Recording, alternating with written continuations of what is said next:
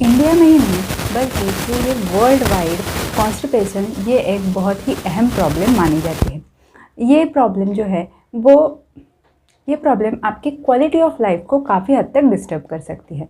Constipation के लिए सिर्फ लैक्सेटिव्स यानी पेट साफ होने वाली दवाई लेना ये एक टेम्पररी सॉल्यूशन है, यानी कि इससे आपका परमानेंट इलाज नहीं होगा और आपको बार बार कॉन्स्टिपेशन को फेस करने की नौबत आ सकती है। तो आज के इस वीडियो में हम कॉन्स्टिपेशन का एक डिटेल में एनालिसिस करने वाले हैं। हमने 10 सवाल निकाले हैं जो आप अपने आप से पूछ सकते हैं और आपको उन सवालों के जवाब आपके दिमाग में रेडी रखने हैं, जिससे कि आपको ये समझ में आएगा कि आपके लिए कौन सी ट्रीटमेंट सही है, आपकी प्रॉब्लम एग्जैक्टली कितना सीवियर है और आपको कैसे स्टेप बाय स्टेप इस प्रॉब्लम से लड़ना है।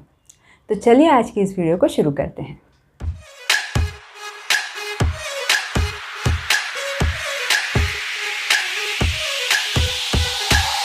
नमस्कार, स्वागत है आपका पथ्या लाइफ केयर में और मैं हूँ डॉक्टर सोनल। मैं एक आयुर्वेदा एक्सपर्ट हूँ और किसी भी बीमारी के लिए आइडियल लाइफस्टाइल कैसी होनी चाहिए, आयुर्वेद के माध्यम से उसमें क्या किया जा सकता है, योगा के माध्यम से उसमें क्या किया जा सकता है, इसके बारे में हम हमारे चैनल पर डिटेल में वीडियोस लाते रहते हैं। तो प्लीज़ हमारे चैनल को अभी से सब्सक्राइब कर दीजिएगा। अभी आपको स्क्रीन पर जो दिख रही है वो है एक 10 सवालों की लिस्ट और इस लिस्ट को हम इस वीडियो में डिटेल में स्टडी करने वाले हैं। तो चलिए पहला सवाल। तो आज का हमारा पहला सवाल है कि क्या आपको डेली मोशंस होते हैं, और इसी के साथ हम दूसरा सवाल भी मर्ज करेंगे जो है कि अगर होते हैं तो दिन में कितनी बार होते हैं। अब ये सवाल जो है ये बहुत ही अहम होता है कॉन्स्टिपेशन में, क्योंकि कई सारे लोग ऐसे मैंने देखे हैं जिन्हें हफ्ते में एक बार तक मोशन होता है और कई लोग ऐसे हैं जिन्हें दिन में 2-3 बार जाकर भी मोशन जितना चाहिए उतना साफ नहीं होता है या कॉन्स्टिपेशन की परेशानी रहती है। इसीलिए इन दोनों सवालों के जवाब बहुत ही अहम है। अगर आपको रोज़ मोशन होती है लेकिन इसके बावजूद आपको ऐसे लगता है कि आपकी मोशन साफ़ नहीं हो रही है, तो आपका डाइजेशन वैसे बहुत ज़्यादा हैम्पर्ड नहीं हुआ है। आप आपके डाइट में थोड़ा सा घी ऐड कर लीजिए, उसके साथ साथ आप थोड़ा सा नमक भी घी में मिलाकर ले सकते हैं। तो इससे आपकी स्टूल को थोड़ा सा सॉफ्टनेस आ जाएगी और आपके स्टूल्स जो है वो एक ही बार में साफ़ होना शुरू हो जाएगा। अगर आपको कड़क मोशन नहीं होते हैं लेकिन सिर्फ अनसेटिस्फैक्ट्री लगता है, यानी कि मोशन ठीक से साफ़ नहीं हुए हैं, ऐसी फीलिंग आती है, तो उसके लिए आप ये घी का इस्तेमाल तो जारी रख ही सकते हैं और थोड़ा सा high fibre diet, warm water यानी गुनगुना पानी पीने से भी ये तकलीफ़ आपकी हल हो जाएगी। इसके लिए आपको बहुत ज़्यादा दवाई लेने की ज़रूरत नहीं है, क्योंकि ऐसा है कॉन्स्टिपेशन की दवाइयों के बारे में, अगर आपने बहुत ज़्यादा मात्रा में बार बार दवाई लेते हो आप, तो आगे चल के आपको उन दवाइयों की आदत लग सकती है और फिर वो दवाई कुछ समय के बाद काम करना बंद कर सकती है। इसीलिए कॉन्स्टिपेशन के लिए दवाई लेते वक्त आपको बहुत सावधानी लेना ज़रूरी है। माइल्ड कॉन्स्टिपेशन में आप दवाई अवॉइड कीजिए। अब थर्ड क्वेश्चन, क्या आपको सेटिस्फैक्ट्री या अच्छे से भूख महसूस होती है? अब देखिए, हमें या तो भूख महसूस होती है या तो हम में से कई सारे लोग ऐसे होते हैं जो कि वक्त हो गया इसलिए खाना खाते हैं लेकिन उनको भूख ठीक से महसूस नहीं होती। अब भूख महसूस होना ये आयुर्वेद की दृष्टि से बहुत ही ज़्यादा इम्पॉर्टेंट है। अगर आपको भूख प्रॉपरली महसूस होती है और उसके साथ साथ आपको कॉन्स्टिपेशन है तो ठीक है, आपकी डाइजेशन जो है वो थोड़ी सी डिस्टर्ब है लेकिन बहुत ज़्यादा हैम्पर्ड नहीं है। इसमें आप गंधर्व हृत की जैसे चूर्णों का इस्तेमाल कर सकते हैं जो कि आपका मोशन साफ़ कर देंगे। भूख तो आपको लग रही है तो आप proper diet, high fibre diet इनका इस्तेमाल कर सकते हैं और आपका जो डाइजेशन है या कॉन्स्टिपेशन है वो रिजॉल्व हो जाएगा। अगर आपको भूख नहीं महसूस हो रही है तो इसका मतलब आपका डाइजेशन जो है वो काफ़ी बिगड़ा हुआ है। तो आपको सिर्फ पेट साफ़ करने वाली अगर आप दवाई लेते हो तो आपको बार बार कॉन्स्टिपेशन का सामना करना पड़ेगा। इसलिए आपको 2 स्टेप एक्शन लेना पड़ेगा। पहला स्टेप है आपका जो मोशन या मल जमा हुआ है उसको बाहर निकालना, और साथ साथ आपको जो भूख नहीं लग रही है, आपका अग्नि जो मंद हुआ है उसको बढ़ाना। तो उसके लिए आपको पेट साफ होने के लिए आप गंधर्व हरित की चूर्ण, अभय अरिष्ट इनका इस्तेमाल कर सकते हैं। और डाइजेस्टिव पावर को बढ़ाने के लिए आयुर्वेद में हिंगवाष्टक चूर्ण, लवण भास्कर चूर्ण ऐसे कुछ चूर्ण बताए गए हैं जो कि आपका डाइजेशन इम्प्रूव करते हैं और आपके अग्नि को यानी भूख को बढ़ाते हैं धीरे धीरे करके। ऑब्वियसली ये सारी चीज़ें आपको आपके डॉक्टर्स की सलाह के बाद ही लेना है, ये मैं हर एक वीडियो में बोलती हूँ। और जिनको भी बीपी की बीमारी है, हार्ट की बीमारी है, कोलेस्ट्रॉल है, उन्होंने तो ये हिंगवाष्टक चूर्ण, लवण भास्कर चूर्ण सेवन नहीं करना है, क्योंकि इसमें सॉल्ट का क्वांटिटी जो है वो ज़्यादा रहता है। तो ऐसे लोगों के लिए जीरा, अजवाइन, हींग, इनका कॉम्बिनेशन बना के आप एक पाउडर बना के रख सकते हो और खाने से पहले आप इसे ले सकते हो, या फिर खाने में जो आप राइस वगैरह अगर लेते हो तो उसमें मिला के भी आप इस पाउडर को ले सकते हो। तो ये आपका डाइजेशन जो है वो काफ़ी इम्प्रूव करेगी। अब चौथा सवाल, क्या आपकी स्टूल बहुत ज़्यादा हार्ड है जिससे कि आपको बहुत ज़ोर करना पड़ रहा है और स्टूल पास होते वक्त भी आपको दर्द होता है या ब्लीडिंग होती है? अगर ऐसा कुछ भी है तो इससे आपको आगे चल के piles, fissure, fistula, rectal prolapse ऐसी कई सारी बीमारियां हो सकती हैं। तो इसलिए अगर आपको इतना कड़क मोशन है, आपको 7-7 दिनों में एक बार मोशन हो रहा है, तो ऐसी कंडीशन में पहले तो आपको वहाँ पे जमा हुआ जो मल है उसको निकालना पड़ेगा। और ऐसे मल के लिए आप ऊपर से कितना भी दवाई लोगे तो उसका ज़्यादा असर नहीं होगा।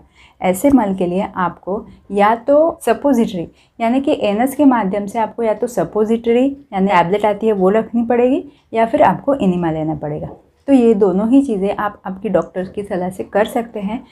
तो एक बार आपका पेट साफ़ हो जाएगा और फिर उसके बाद आप डाइजेशन इम्प्रूव करने के लिए काम कर सकते हैं। अब डाइजेशन इम्प्रूव कैसे होगा?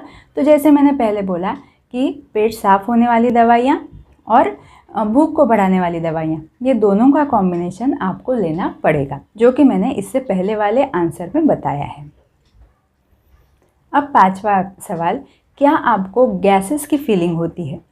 तो ऑब्वियस सी बात है, अगर आपका मल साफ़ नहीं हो रहा है तो गैसेस पास होने में भी दिक्कत हो सकती है, और यही गैसेस पेट में जमा होने की वजह से आपको ब्लोटिंग या गैसेस की परेशानी हो सकती है, और यहाँ तक कि पेट में दर्द भी महसूस हो सकता है। तो ऐसी कंडीशन में वापस एक बार, अगर स्टूल आपका 1 या 2 दिनों का ही है तो मेडिसिन से आपका स्टूल क्लियर हो जाएगा।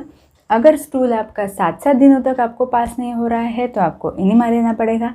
और एक बार ये स्टूल्स आपके क्लियर हो गए तो उसके बाद आप घी का इस्तेमाल आपके डाइट में कर सकते हो, जिससे कि गैसेस भी कम हो जाएंगे और गैसेस धीरे धीरे करके बाहर निकलना शुरू हो जाएगा। हमेशा जो आप घी यूज़ करेंगे उसमें सेंधा नमक डाल के आप यूज़ कर सकते हैं। इसके अलावा बटर मिल्क भी आप इसमें यूज़ कर सकते हैं। बटर मिल्क में आपको जीरा, धनिया, अजवाइन, हींग, इनका तड़का लगाते हुए इसको यूज़ करना है। अब नेक्स्ट सवाल, क्या आपको कॉन्स्टिपेशन के साथ साथ एसिडिटी यानी सीने में जलन, खट्टी डकारें आना, ऐसी भी परेशानी होती है?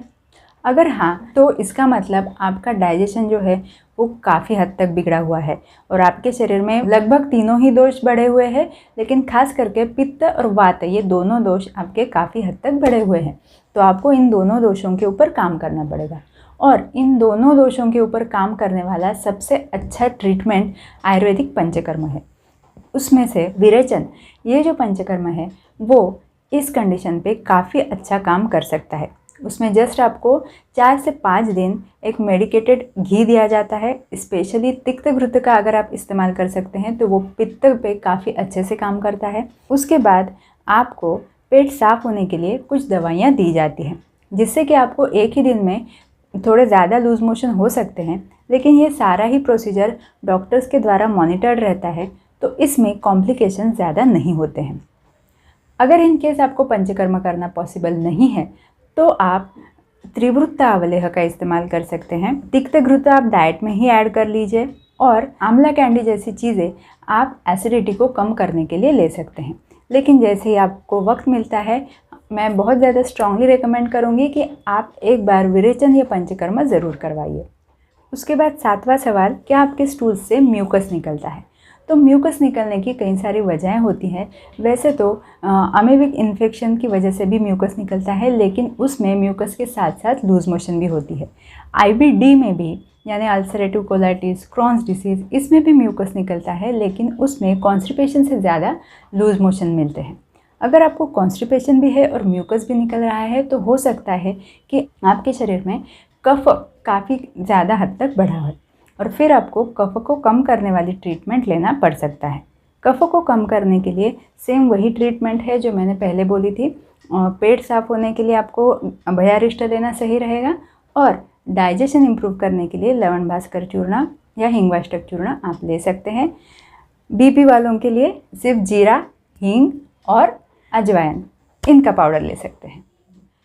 क्या आपको हमेशा ही ऐसे लगता है कि आपके रेक्टम में मल जो है वो बचा हुआ है, आपका पेट ठीक से साफ़ नहीं हुआ है, या वहाँ पे कुछ तो है, कुछ हेवीनेस है, ऐसा आपको अगर महसूस होता है तो उसके कई सारे रीज़न्स होते हैं। कभी कभी वहाँ पे मल रहता ही नहीं है, लेकिन वहाँ पे कुछ मांस हो सकता है, या फिर कुछ पाइल्स हो सकता है, या फिर वहाँ पे फिस्चर होती है और उसको स्वेलिंग आ जाता है।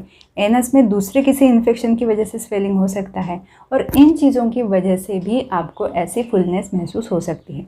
अगर काफ़ी दिनों से आपको ये परेशानी है और इसके अलावा आपको कोई भी परेशानी नहीं होती, जैसे कि एसिडिटी, गैसेस, ये ऐसी कोई भी परेशानी नहीं है, सिर्फ आपको एनस में हेवीनेस महसूस हो रही है, तो आपको एक बार डॉक्टर से चेकअप कराना पड़ेगा, ताकि वहाँ पे कोई और बीमारी तो नहीं है, इसका सही डायग्नोसिस हो पाए। इन केस अगर कोई बीमारी नहीं है फिर भी आपको एनस में हेवीनेस लग रही है तो ज़्यादा डरने की बात नहीं है। थोड़ा बहुत मल अगर है तो वो त्रिफला चूर्ण, अविपत्तिकर चूर्ण, इनसे साफ़ हो जाएगा। बाकी डाइट और लाइफस्टाइल तो आपको फॉलो करना ही है। 9वां सवाल, क्या आपको इसके अलावा भी कोई बीमारी है? कभी आपने चेक किया है? अगर नहीं तो कर लीजिए। अगर आपको बार बार कॉन्स्टिपेशन होता है जिसका आपको रीज़न पता नहीं चल रहा है, आपकी लाइफस्टाइल अच्छी है, आप हाई फाइबर फूड लेते हो और ये सब करते हुए भी आपको कॉन्स्टिपेशन है, तो हो सकता है कि आपके शरीर में दूसरी भी कोई बीमारी हो।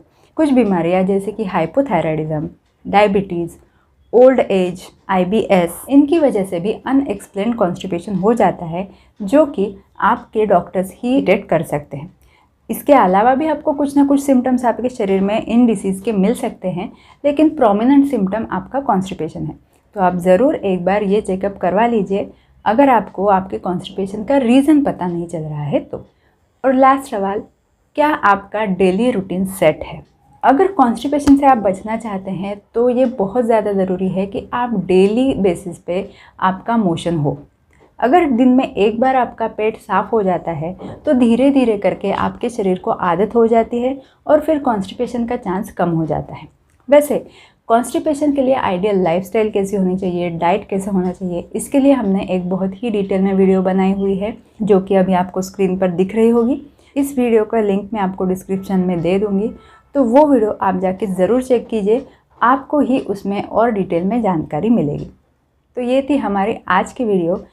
इन 10 सवालों के बाद आपको आपके कॉन्स्टिपेशन के बारे में अच्छे से आइडिया आ गई होगी और आप आपका कॉन्स्टिपेशन ज़रूर ठीक कर सकते हैं। लेकिन हमेशा एक बात का आपको ध्यान रखना है कि एक बार आपको मोशन साफ़ होना शुरू हो गया तो कॉन्स्टिपेशन के लिए कोई भी दवाई लेना आप अवॉइड कीजिए। ये एक नेचुरल प्रोसीजर है, डेली आपको मोशन होना चाहिए, तो इसके लिए आप डेली लाइफ टाइम दवाई नहीं ले सकते। तो जितना हो सके कॉन्स्टिपेशन के लिए मिनिमम मेडिसिन का इस्तेमाल आपको करना है। तो अगर आपको वीडियो अच्छी लगती है तो प्लीज़ इस वीडियो को लाइक कर दीजिएगा और चैनल को सब्सक्राइब करना ना भूलिएगा। Thank you so much.